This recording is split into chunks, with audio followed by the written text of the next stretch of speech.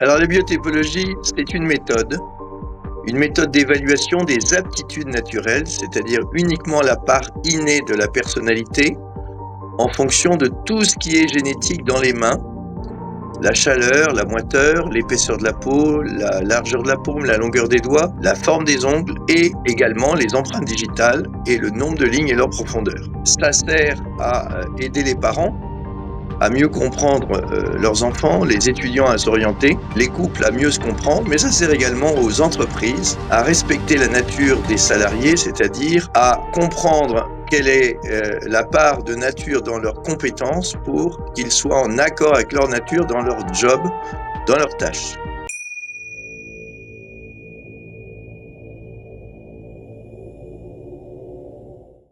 Bonjour à tous et merci de nous rejoindre pour un nouvel épisode d'Epoch Podcast. Aujourd'hui, je suis avec Jean Debony, un homme qui a inventé une méthode qui s'appelle la biotypologie et qui a écrit un livre dont il va nous parler aujourd'hui. Donc déjà, merci à Jean, à toi de nous rejoindre ici aujourd'hui. Et est-ce que tu peux un peu nous expliquer ce qu'est la biotypologie?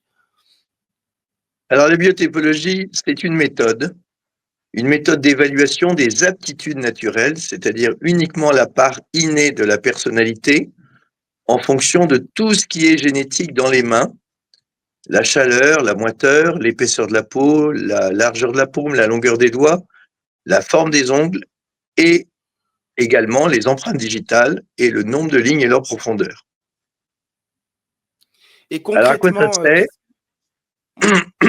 Ça sert à aider les parents à mieux comprendre leurs enfants, les étudiants à s'orienter, les couples à mieux se comprendre, mais ça sert également aux entreprises à respecter la nature des salariés, c'est-à-dire à comprendre quelle est la part de nature dans leurs compétences pour qu'ils soient en accord avec leur nature dans leur job, dans leurs tâches. Et concrètement, dans le cadre d'une entreprise, comme tu disais, comment ça se matérialise en fait? Est-ce que tu as un cas ou un exemple à nous donner sur une personne que tu as pu, avec qui tu as pu travailler, sur les mains dans une entreprise? Eh bien, par exemple, quand on s'aperçoit qu'il y a un taux de turnover trop élevé, eh bien, on peut se demander finalement si c'est une mauvaise gestion des compétences et on se rend compte que selon les types de mains, par exemple, si je prends la chaleur et la moiteur des mains, les personnes qui ont des mains froides et sèches ont plus d'appétence, plus d'aspiration, plus de motivation pour concevoir des projets, pour anticiper le futur, alors que les personnes qui ont des mains chaudes humides, par exemple, ont plus d'appétence pour développer les projets dans le présent et pas vivre dans le futur. Et les personnes qui ont des mains chaudes et sèches ont plus de motivation pour maîtriser le projet et pour le pérenniser, pour faire en sorte qu'il soit solide dans le temps. Et les personnes qui ont des mains froides humides ont plus d'appétence pour être en back-office des trois autres. Donc, si on se trompe de stade du projet où il faut mettre les personnes, il ne faut pas s'étonner que les personnes s'en aillent en disant moi, je ne suis pas à l'aise avec ce qu'on me propose. Mais d'où ça t'est venu, cette idée ou alors, cette envie de vouloir étudier les mains? Alors, ça m'est venu du fait, d'une part, que j'ai deux tantes psychologues et que, étant entouré de personnes qui parlaient de la psychologie, dès l'âge de 15 ans, je me suis aperçu que les psychologues, dans leur grande majorité, considèrent qu'il n'y a pas d'inné et que tout est acquis. Et que finalement, tout ce qu'on vit, tous nos comportements sont influencés par notre vécu antérieur. Et donc, de ce fait-là, je me suis dit, c'est finalement, il manque quelque chose dans le paysage pour expliquer le comportement des gens. Tout n'est pas issu de notre vécu, il y a des choses qui viennent aussi de notre propre nature. C'est un peu comme si à l'école, on enseignait l'histoire et pas la géographie. Évidemment que la géographie conditionne l'histoire, euh, et de ce fait-là, eh bien, l'inné conditionne l'acquis. Et donc, si on On ne rééquilibre pas les choses, on ne peut pas comprendre le comportement des gens. Par exemple, on peut dire par exemple qu'il y a beaucoup de chefs d'entreprise qui avaient besoin d'autonomie parce qu'ils ont manqué d'autonomie quand ils étaient jeunes. Mais c'est pas la seule raison. C'est aussi, il y a une raison qu'ils ont par nature un besoin d'autonomie. Et moi, je m'aperçois, pour te donner un exemple très concret, que 66% des femmes ont des mains froides et 90% des femmes qui entreprennent ont des mains chaudes. Donc là, tu te rends compte que finalement, le fait d'avoir des mains chaudes est un atout, à condition d'avoir confiance en soi, est un atout pour entreprendre. Et donc, de ce fait-là, c'est pas parce que j'ai une revanche à prendre sur la vie que j'ai les capacités pour le faire. Mais inversement, c'est pas parce que j'ai les capacités que j'ai envie. Et donc, il faut qu'il y ait à la fois l'envie et la capacité pour que tout ça matche bien et te pousse à faire les choses. Et je dis souvent aux femmes qui ont des mains froides, ne tombez pas dans le travers auquel vous poussent les féministes à prendre le pouvoir sous prétexte que vous êtes 50% de l'humanité, parce que si vous avez des mains froides, il est clair que la liberté vous intéresse plus que le pouvoir. Et qu'en ayant du pouvoir, vous allez perdre votre liberté. Donc, de ce fait-là, ayez de l'influence, mais ne prenez pas le pouvoir, parce que si vous prenez le pouvoir, ce sera le deuil de votre bonheur. Et c'est la raison pour laquelle je m'aperçois, on constate que les filles travaillent mieux à l'école. Eh bien, justement, pourquoi elles travaillent mieux à l'école? C'est parce qu'elles ont compris qu'elles obtiendraient par l'influence ce que les garçons obtiennent par la force, et que pour avoir de l'influence, il faut être intelligente, et que pour être intelligente, il faut bien travailler. Et donc, de ce fait-là, ben, vous voyez que c'est pas une injonction sociale qui pousse les filles à bien travailler à l'école, c'est simplement intrinsèquement, les filles comprennent qu'elles pourront se débrouiller dans le monde en étant intelligentes et en ayant de l'influence, sauf celles qui ont déjà des mains chaudes et qui, du coup, de ce fait-là, prendront le pouvoir, comme Angela Merkel, Hillary Clinton ou Thatcher. C'est un constat que tu as fait, au fur et à mesure, enfin, en rencontrant les différentes femmes que tu as pu rencontrer? Oui, parce En que j'ai touchant les d'abord fait un mains? constat général. Et je me suis aperçu que 66% des femmes avaient des mains froides et 66% des hommes avaient des mains chaudes. Et quand je me suis aperçu que 90% des personnes qui dirigent le monde ou qui dirigent les entreprises ont des mains chaudes, je me suis dit, tiens, il y a un lien de corrélation évident entre les mains chaudes et le fait de prendre le pouvoir et de diriger. Et alors évidemment, il y a des contre-exemples. Mais néanmoins, après ça, je me suis dit, mais que se passe-t-il avec les femmes qui ont des mains chaudes? Ben, je me suis dit, j'ai vu qu'effectivement, ces femmes-là, soit on leur confiait du pouvoir à prendre, soit elles le prenaient par elles-mêmes. Je vois par exemple Mercedes Serra, que j'ai rencontré, qui dirige l'une des plus grosses agences de pub mondiales, a des mains chaudes et sèches, et elle vit d'ailleurs avec un homme qui est un homme au foyer. Donc là, il y a un partage des tâches qui est différent. Alors après, il faut distinguer les mains chaudes et sèches et les mains chaudes humides.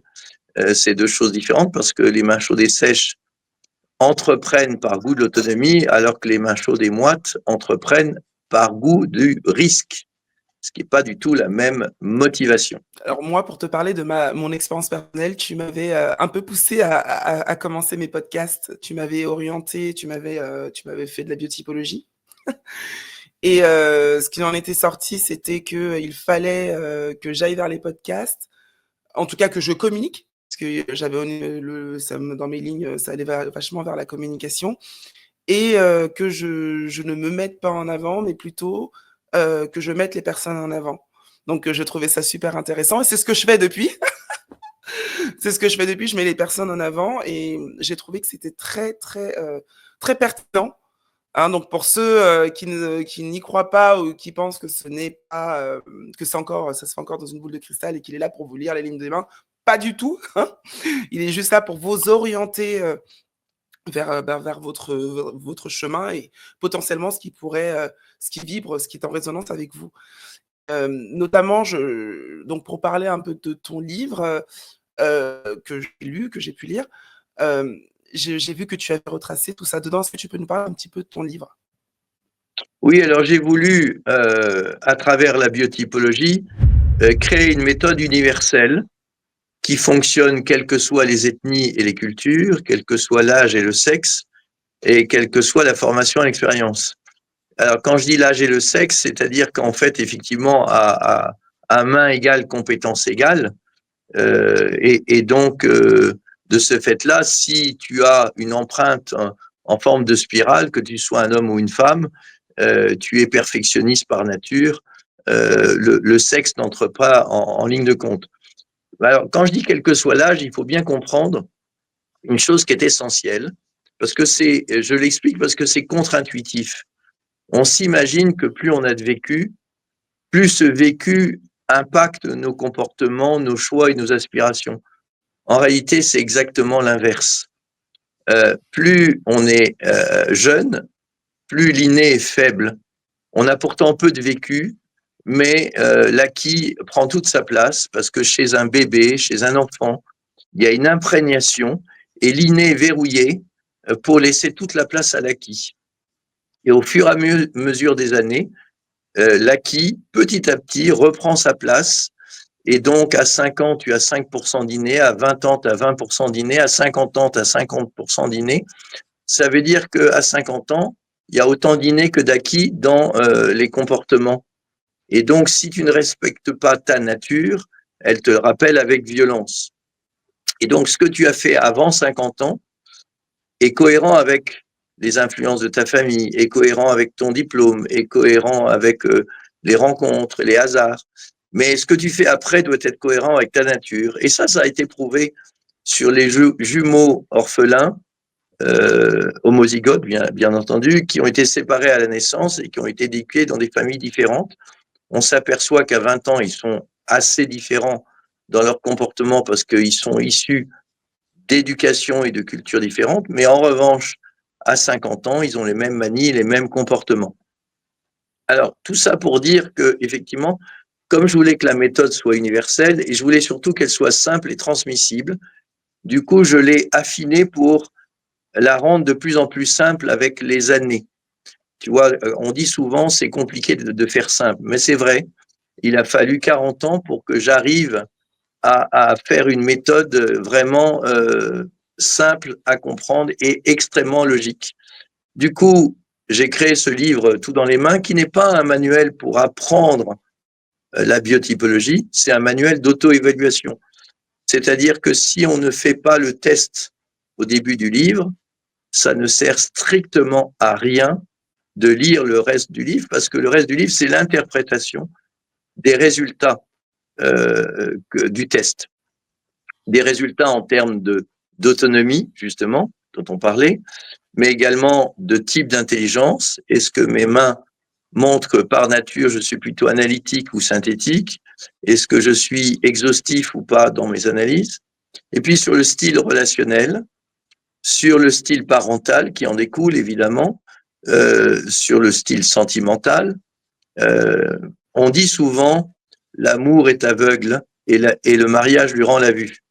Ben là, on peut remplacer mariage par main et on peut dire l'amour est aveugle et la main lui rend la vue, c'est-à-dire que si je sais analyser la main de la personne que j'aime, je sais ce que je ne pourrai jamais lui reprocher parce que c'est dans sa nature. Si, par exemple, je vis avec une personne bordélique et que ses mains montrent qu'elle n'a pas de rigueur, bah, je sais que je pourrais faire tous les efforts que je veux. Cette personne sera de plus en plus bordélique avec le temps parce que c'est sa nature. Si en revanche ses mains montrent que c'est une personne rigoureuse, il se peut qu'avec le temps, la rigueur prenne le dessus sur le côté bordélique. Donc ça, c'est important à comprendre. Alors, il est inclus également dans le livre un livret de famille. Alors, c'est un petit clin d'œil. Évidemment, c'est pas le livret de famille que la mairie vous délivre. C'est un livret de famille pour comparer les empreintes digitales de la famille. Et donc, de sensibiliser les enfants de la famille à la transmission héréditaire des empreintes et même de transmission parfois qui peut sauter une ou deux générations. C'est un peu comme les yeux bleus, parfois ça saute une génération ou deux.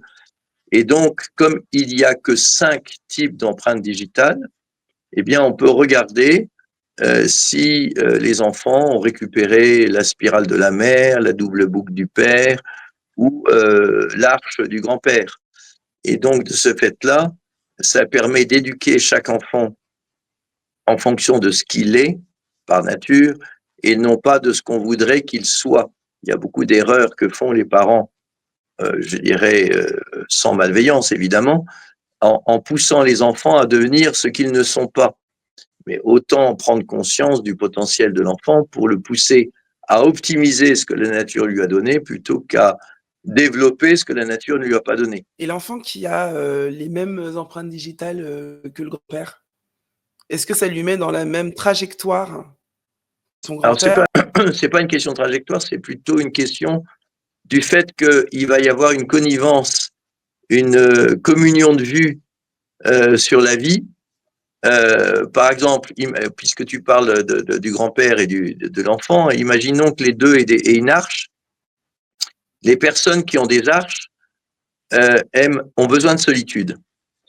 Non pas qu'ils soient associables, mais simplement qu'ils ont un besoin d'introspection extrêmement fort et donc il faut qu'ils aient des moments seuls pour pouvoir comprendre ce qu'ils vivent, ce qu'ils ressentent.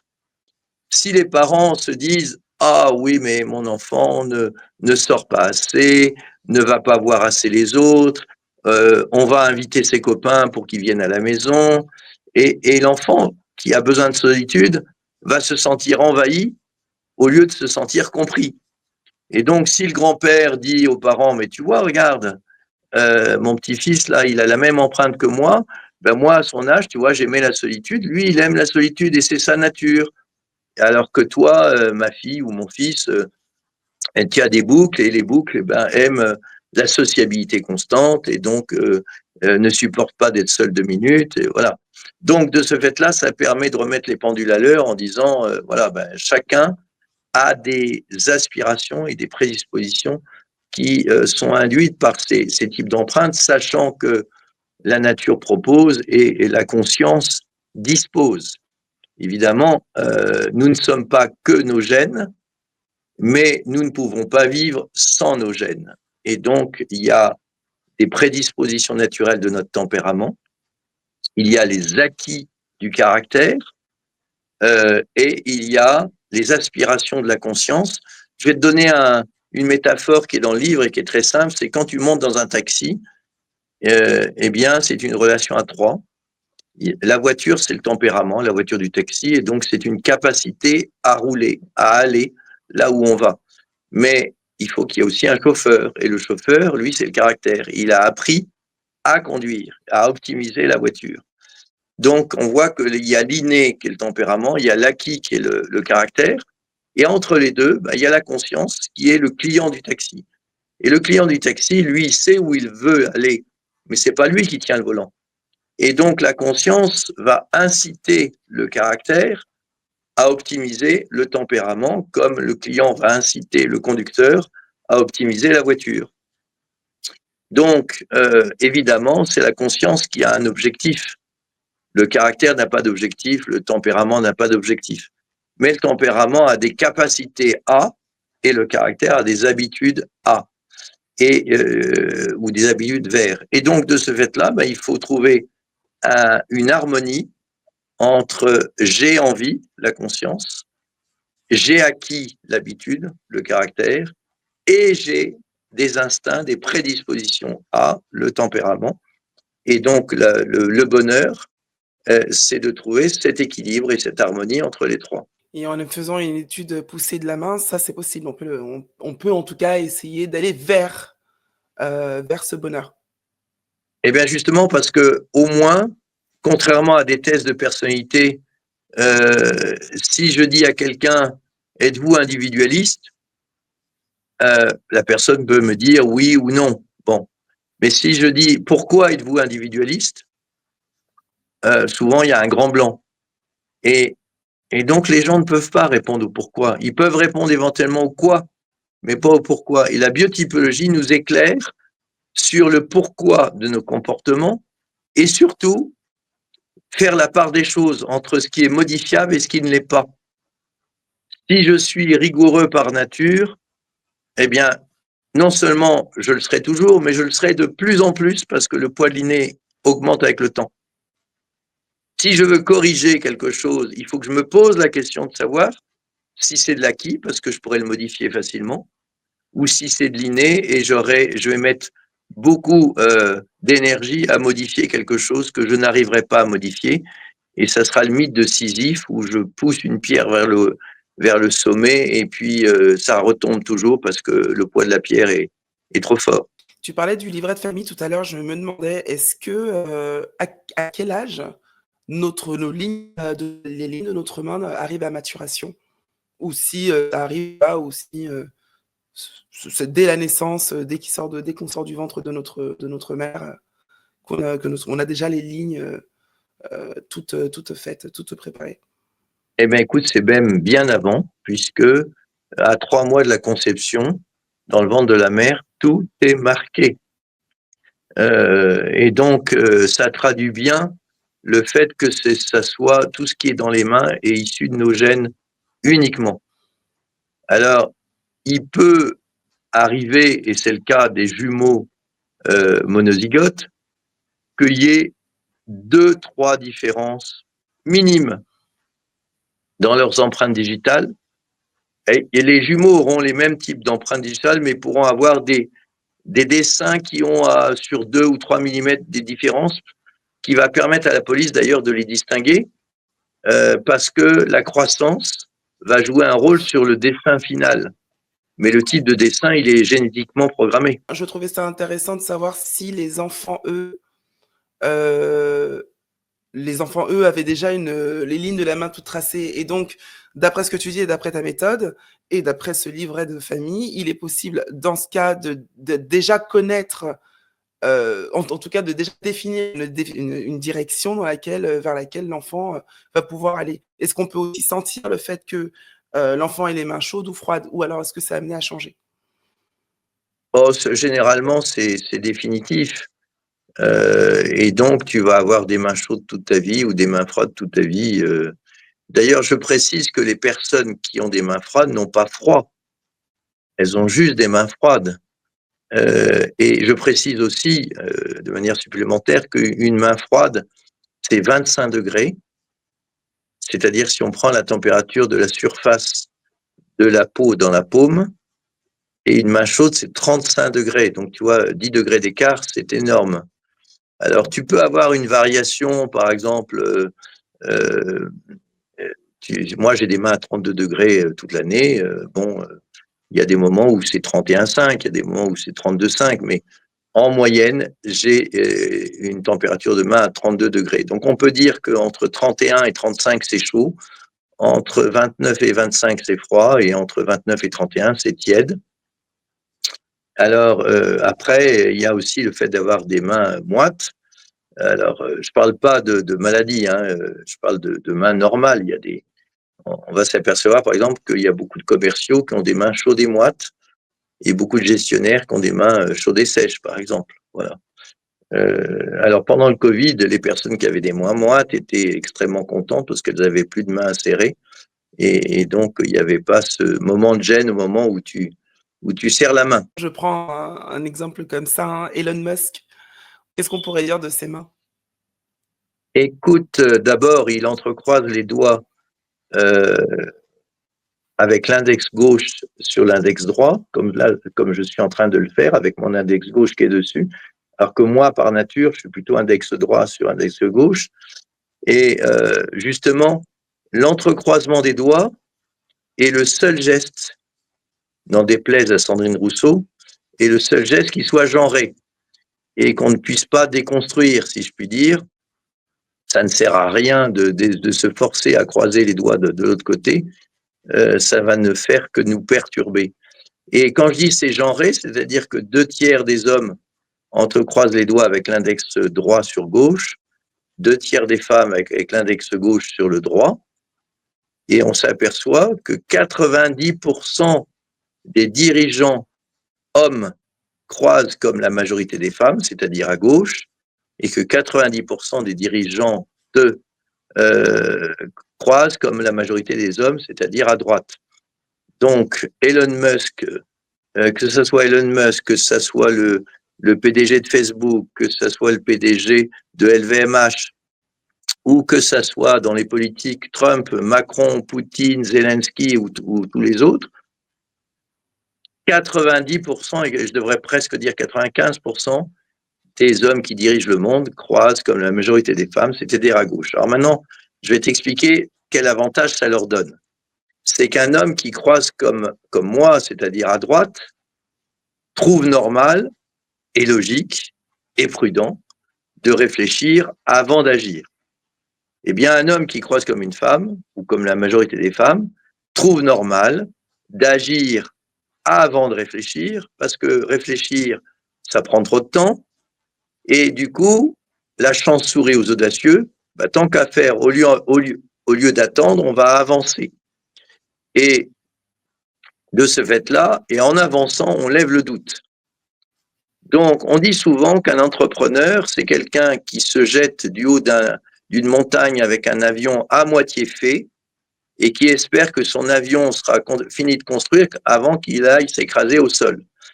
Eh bien, justement, un homme qui croise les doigts comme la majorité des femmes, et comme Elon Musk, justement, alors je suppose qu'il a des mains chaudes en plus, mais je lui ai pas serré la main, eh bien, c'est un homme qui lève le doute par l'action, qui apprend en faisant, et qui est intuitif, ce qui va enrichir sa capacité à comprendre les actions et le monde, et qui va justement aller de l'avant, même quand il y a du brouillard. Moi qui suis un ancien grenoblois, bah, tu sais, parfois, tu es en montagne, tout d'un coup, tu es dans le brouillard. Alors, tu as deux sortes de comportements. Il y a ceux qui se disent, bon, ben, je m'assieds, j'attends que le brouillard se lève, comme ça, je saurai où je suis, et je repartirai dès que le brouillard se sera levé. Et puis, il y a ceux qui disent, bah non, on va continuer à marcher parce que finalement, on finira bien par sortir du brouillard. Ben voilà, tu vois, le croisement des doigts va donner ces indications-là. Alors, pour les femmes, c'est pas du tout l'inverse des hommes, hein.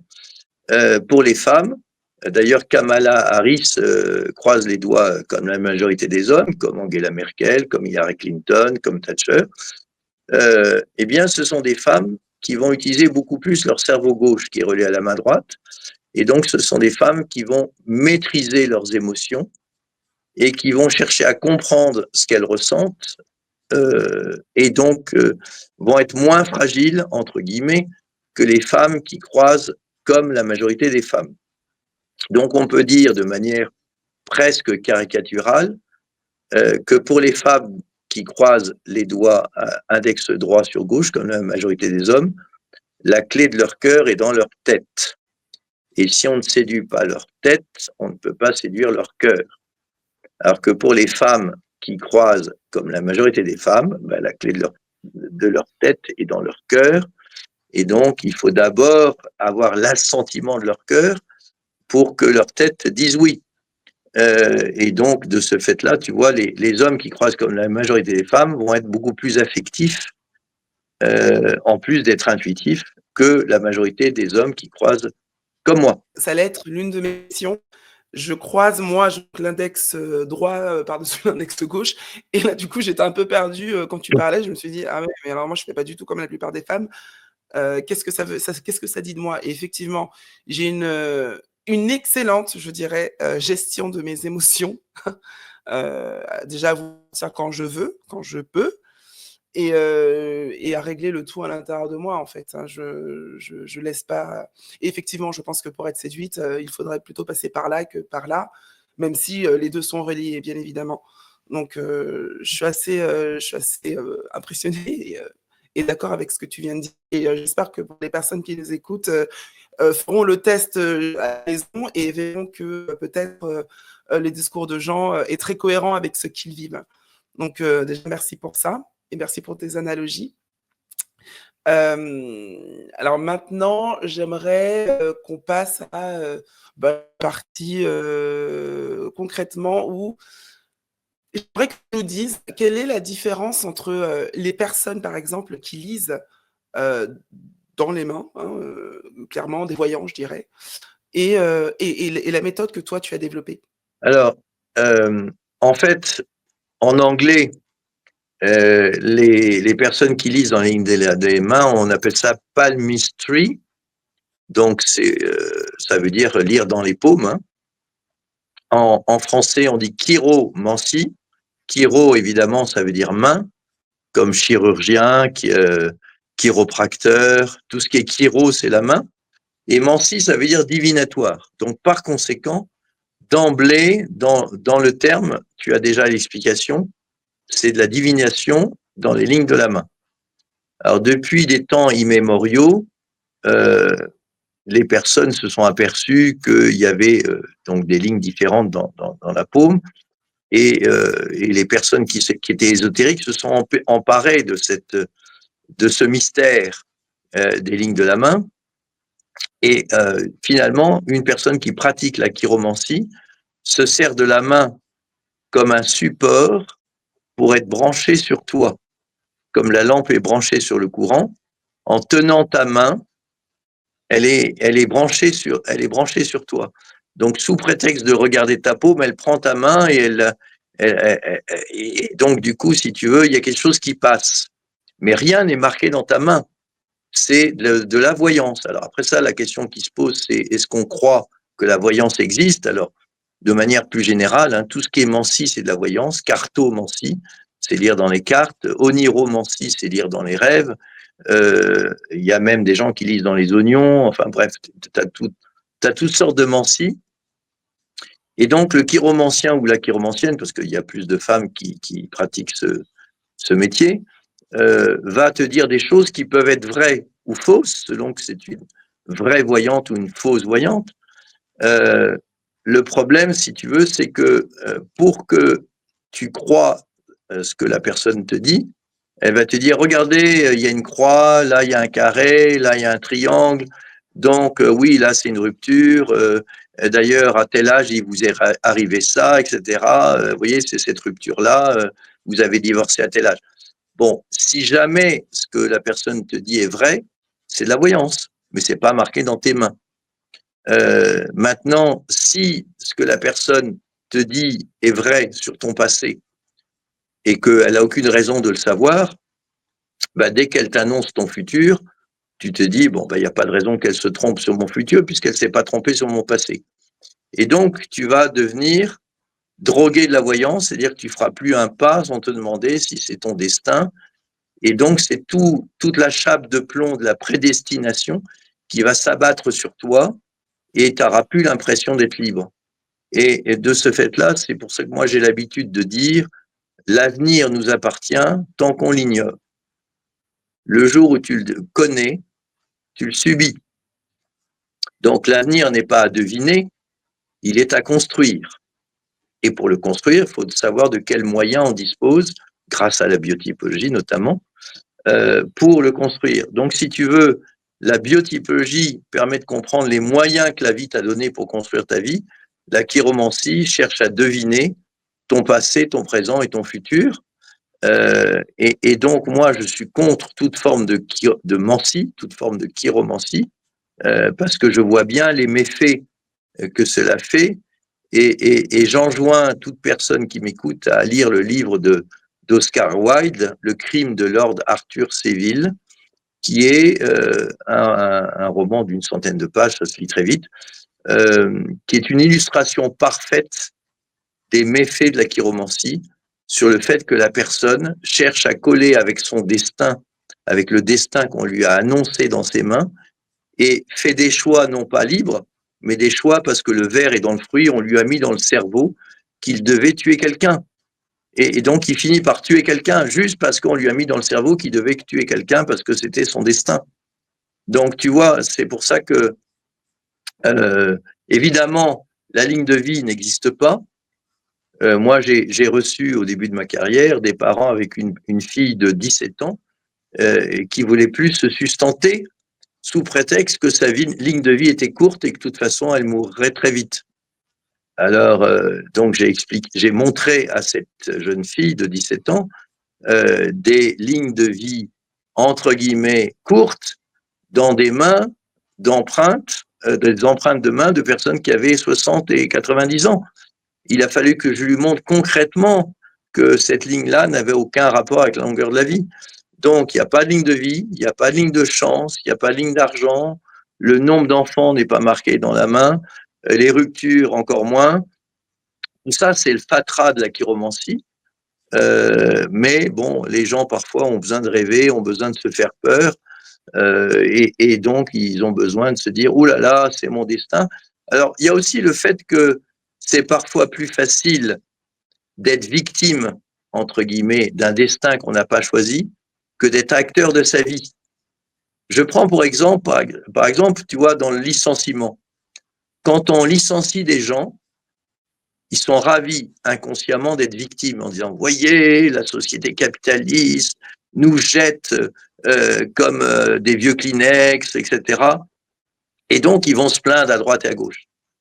Mais si on dit à cette personne « Écoutez, voilà, je vous laisse le choix, soit je vous licencie avec un chômage à plein temps, soit je vous garde à mi-temps parce que la société n'a plus les moyens de vous garder à plein temps. » Ben, je peux te dire que la personne, elle va perdre le sommeil parce qu'au lieu d'être victime, elle devient acteur de sa vie et elle est obligée de choisir en disant est-ce que je pars, est-ce que je reste à mi-temps, voilà, etc. Et donc, eh ben, c'est souvent bien plus facile d'être victime que d'être acteur. Et donc, ben, la chiromancie joue sur cette corde en disant, ben, voyez, vous n'êtes rien, le destin est tout, et vous êtes le jouet du destin, et vous n'avez aucune responsabilité parce que c'est le destin qui décide pour vous. Et tu vois, il y a des gens qui ont besoin, entre guillemets, de se sentir victime et de se sentir le jouet du destin. Donc c'est pour ça que les salons de la voyance existent et font rêver les gens, je dirais, en négatif. C'est aussi surtout que, partons du principe que dans nos futurs, que nous avons 800 probabilités, de futur. À partir de ce moment-là, les choses ne sont pas figées et si les choses ne sont pas figées, on reste acteur quelque part de notre destin et à nous de rester sur nos choix et Mmh. ce sont nos choix qui dicteront exactement, ce que fera notre potentiel futur et puis en plus de ça, on peut le changer à chaque fois. Donc peu Oui, importe ce qu'une voyante ou peu importe pourra dire, quoi qu'il arrive, et la plupart du temps, ce n'est jamais vrai, parce qu'on change constamment de timeline et qu'on est constamment en train de changer nos futurs et d'aller mmh. vers, parce on fait les choix qu'on fait. Donc finalement, est-ce que, nous sommes clairement, proprement, intrinsèquement, acteurs de notre propre vie? Intéressant aussi de le souligner, merci Ben, c'est et toute la j'espère différence entre la liberté et le libre arbitre. Nous, nous n'avons pas choisi, toi tu n'as pas choisi d'être une femme, moi j'ai pas choisi d'être un homme. La liberté totale n'existe pas, mais le libre arbitre existe. Et le libre arbitre, c'est de faire des choix en conscience. Et je pourrais dire de manière assez brutale, vous n'avez pas choisi d'être qui vous êtes, mais vous êtes responsable de ce que vous en faites. Et donc, vous avez la liberté, et c'est ce qui d'ailleurs nous distingue des animaux. L'homme est le seul animal qui a la liberté de faire son malheur. Les animaux, ils font pas leur malheur, ils choisissent pas de faire des choses pour être malheureux. Mais l'homme, il peut faire le choix de se droguer, de construire son malheur, et après, ça rejoint ce que je te disais, et après ça, de dire, voyez, je suis victime. Mais non, il est victime de lui-même, tout simplement, de ses mauvais choix et de son libre arbitre. Le libre arbitre a un prix, c'est un prix exorbitant, mais ça en fait toute la valeur, parce que justement, si on agissait que par rapport à un destin, quel serait notre mérite à construire les choses? Si on dit à un futur bachelier, tu sais, c'est écrit dans les astres, tu vas avoir ton bac. Bah, si jamais le futur bachelier a effectivement son bac, bah, il n'aura pas une bonne image de lui-même parce qu'il se dira, bah oui, de toute façon, c'était écrit, donc j'ai aucun mérite. Tout à fait, je suis assez d'accord. Je voulais te remercier pour cette interview et surtout te demander où est-ce qu'on peut te retrouver? Où est-ce qu'on peut acheter ton livre, et comment on fait pour, te suivre, Alors, sur les j'ai réseaux? fait le choix, euh, j'ai fait le choix de vouloir connaître 100% de mes lecteurs. C'est la raison pour laquelle j'ai fait le choix d'acheter tout le stock à mon éditeur. Donc, si vous allez en librairie, on vous dira que le livre est épuisé. En fait, il n'est pas épuisé du tout, c'est moi qui en possède tout le stock. Alors, pourquoi j'ai fait ce choix? J'ai fait ce choix parce que je voulais proposer au lecteur une dédicace personnalisée en fonction des mains de la personne qui achète le livre ou en fonction des mains de la personne à qui est offert le livre, soit pour Noël, soit pour son anniversaire. Et donc, de ce fait-là, les personnes qui achètent le livre, soit l'achètent 20 euros sans dédicace, soit 40 euros avec dédicace. Et à ce moment-là, elles m'envoient des photos des mains de la personne concernée et je peux rédiger 4, 5, 6, 7 pages de dédicace qui est une description, un descriptif de la personnalité innée, du tempérament de la personne dont j'ai les mains. Et donc le livre est totalement personnalisé. C'est pour ça que j'ai prévu une bonne dizaine de pages blanches à la fin du livre. Alors j'allais pas courir les librairies pour pouvoir faire des dédicaces personnalisées, donc c'est pour ça que en accord avec mon éditeur La Martinière, j'ai acheté tout le stock et c'est un livre intemporel qui est paru déjà en 2012, même 2011, au moment du printemps arabe, et qui est vraiment intemporel, donc qui est aussi à jour aujourd'hui et aussi efficace aujourd'hui qu'il y a plus de 10 ans. Et où est-ce qu'on peut te retrouver sur les réseaux sociaux? Alors, ben, sur Instagram, Jean de Bonny, sur LinkedIn, et puis sur, comment dirais-je, oui, sur LinkedIn et sur Instagram, où j'ai mis mon Linktree et ma boutique. Mais moi, je te remercie en tout cas, Jean, d'avoir pris le temps de faire cette interview avec moi et je dis à tous ceux qui nous ont regardés aujourd'hui, je vous souhaite de passer une très belle journée et je vous dis à la semaine prochaine. Au Merci revoir, Jean. Christine.